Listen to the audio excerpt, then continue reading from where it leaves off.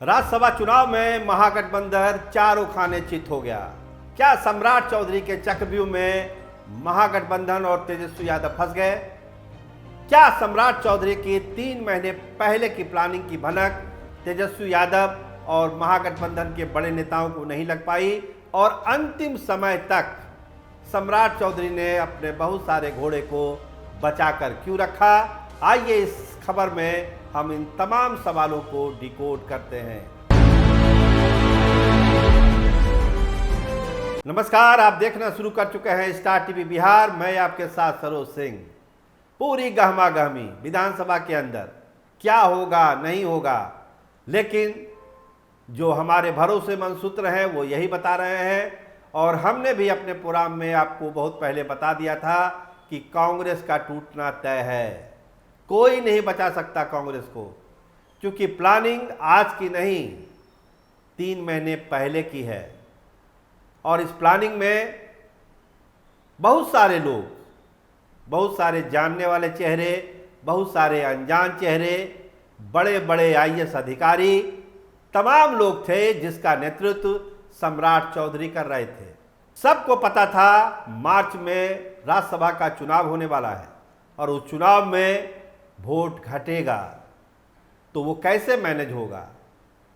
तो इसकी प्लानिंग 3 महीने पहले शुरू हुई पटना के एक गुप्त ठिकाने पर। बहुत सारे नेता उसमें जुटे और ये मंथन हुआ कि सबसे कमजोर कड़ी कांग्रेस ही है, तो पहला बार कांग्रेस पर ही करना चाहिए। चीजें तय हुई, काम शुरू हो गया। सम्राट चौधरी डायरेक्शन पर डायरेक्शन देने लगे, कैसे काम करना है, कैसे मैनेज करना है। साम दाम दंड भेद जितने राजनीति में हथियार हो सकते हैं सबको यूज करने की खुली छूट थी। तो धीरे धीरे मामला मैच्योर होना शुरू हुआ और कल की जो आप जीत देख रहे हैं और वोटिंग से पहले का जो कॉन्फिडेंस था एनडीए के चेहरे पर, खासकर सम्राट चौधरी के चेहरे पर, वो उसी प्लानिंग का ही नतीजा था। आखिर 5वीं सीट शिवेश राम को क्यों दी गई और चौथी 5वीं का जो एक गुत्थी थी, समझिए जो पहली थी, उसको अंतिम दौर तक गुप्त क्यों रखा गया। अंतिम मोमेंट में कहीं ना कहीं ऐसा लगा कि उपेंद्र कुशवाहा के नाम पर कुछ वोट नहीं मिल सकता है 5वीं सीट के लिए, तो क्यों नहीं शिवेश राम को ही आजमाया जाए, एक दलित चेहरा ही क्यों नहीं दिया जाए। देखिए एक बयान आया है, बड़ा इंटरेस्टिंग बयान है वाल्मीकि नगर वाले विधायक का, जिन्होंने एब्सेंट किया है। उन्होंने क्या कहा कि एडी सिंह कैंडिडेट अगर नहीं होते तो मैं वोट जरूर गिराता महागठबंधन के पक्ष में, क्योंकि जिस बिरादरी से आते हैं, जिस समाज से आते हैं, वो समाज हमको वोट नहीं करता है। दीपक यादव कैंडिडेट होते, मुकेश सहनी कैंडिडेट होते, तो मैं वोट जरूर डालता। सबसे पहले पहला वोट मैं ही डालता महागठबंधन में, लेकिन एडी सिंह ने मुझे निराश कर दिया। फैजल रहमान क्या कह रहा है कि मेरी माताजी की तबीयत खराब थी इसलिए हमने नहीं किया वोट। क्यों, किसने क्यों नहीं किया, ये भी हम आपको बताएंगे। आपको सम्राट चौधरी का एक बयान याद होगा, विधानसभा में उन्होंने दिया था बजट सत्र में कि सब लोगों की फाइल मेरे पास है। क्या फैजल रहमान की भी कोई फाइल सम्राट चौधरी के पास है?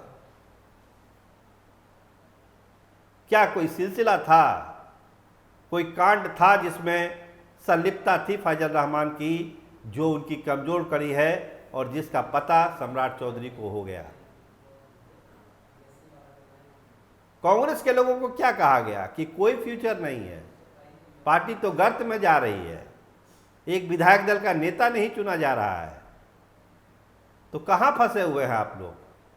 सरकार बनने वाली है और एक चीज हम जोड़ दें इस खबर में आपको कि कांग्रेस के विधायकों की संख्या 3 भले कल एब्सेंट है, लेकिन जब नई सरकार बनेगी तब कांग्रेस के 4 विधायक आपको एक साथ नजर आएंगे, क्योंकि दल बदल वाला मामला भी रफा दफा करना है। तो 4 विधायक कांग्रेस के आपको एनडीए खेमे में नजर आएंगे और बहुत संभावना है कि भाजपा के खेमे में नजर आएंगे, क्योंकि भाजपा अपनी तैयारी कर रही है।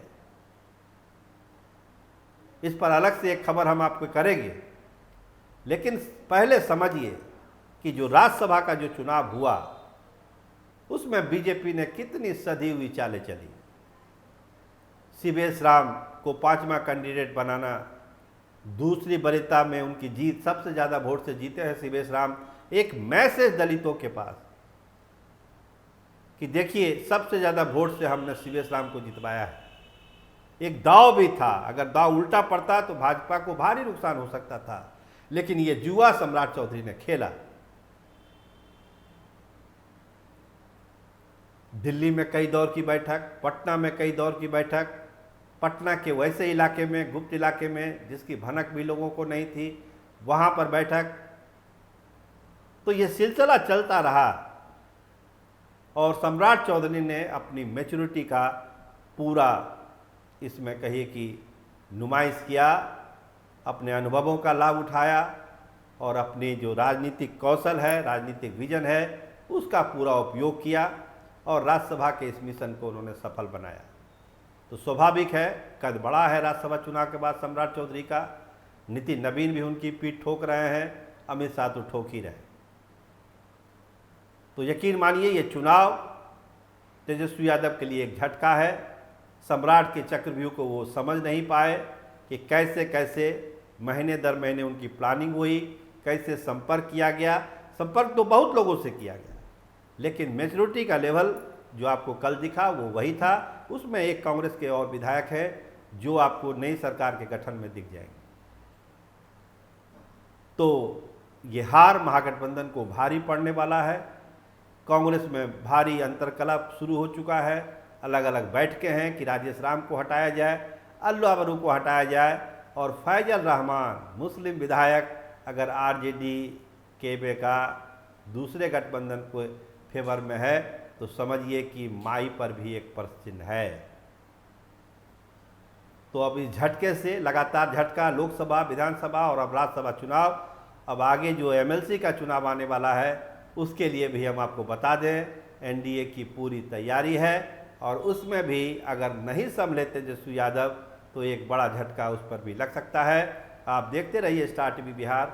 आपका बहुत धन्यवाद, आपका बहुत बहुत शुक्रिया।